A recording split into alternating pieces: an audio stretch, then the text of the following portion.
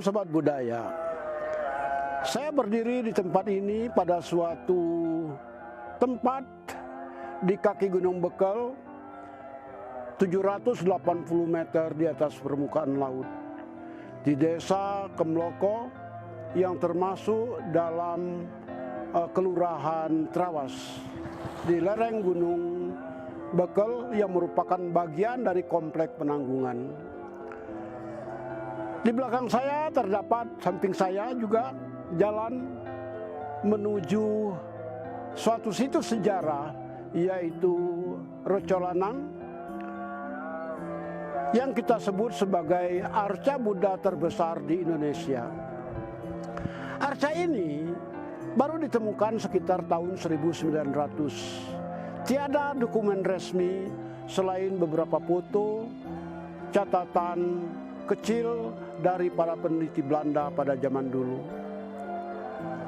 Arca tersebut sejak ditemukan pada awal abad ke-20 dalam keadaan terguling, dengan kaki bagian bawahnya menghadap ke arah bawah lereng. Bertahun-tahun arca tersebut terguling, berlumut, dan menjadi objek foto para jurnalis pada zaman sekitar tahun 1920 sampai 1930-an. Arca ini dalam bentuk arca Buddha Aksobya dengan sikap tangan berupa bumi separ samudra.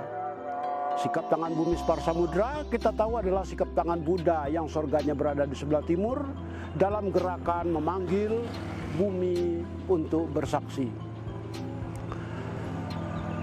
Arca Buddha Kemloko atau Recolanang sebagai arca Buddha tentu saja tak dapat kita bandingkan dengan arca Buddha yang terdapat sebagaimana terdapat di Candi Borobudur atau Candi Mendut.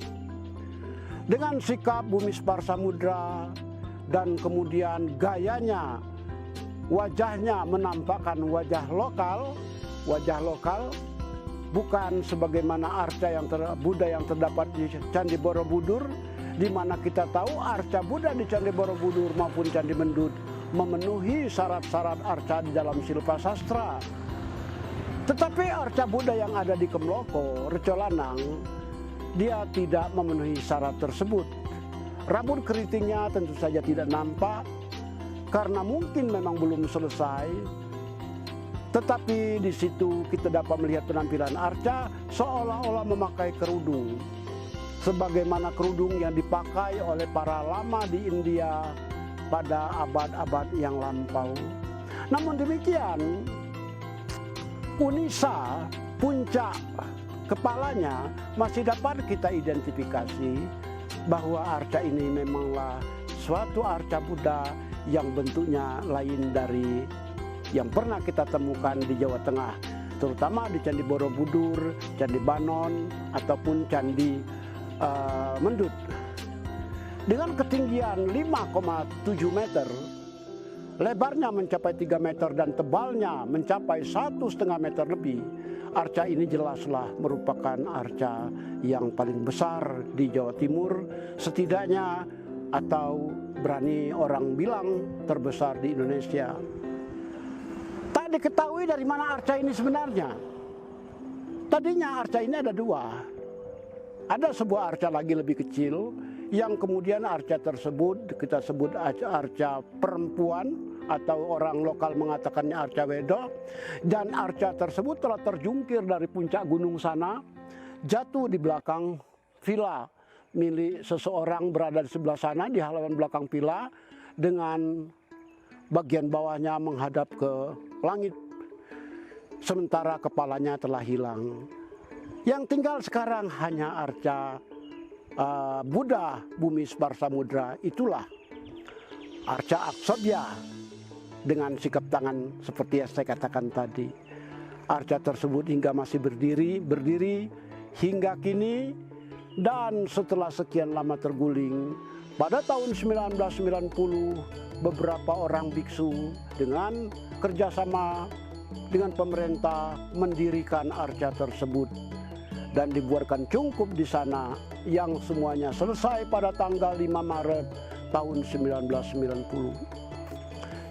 Sekaligus arca tersebut diberi pondasi setebal lebih kurang 2 meter supaya posisinya pun demikian stabil.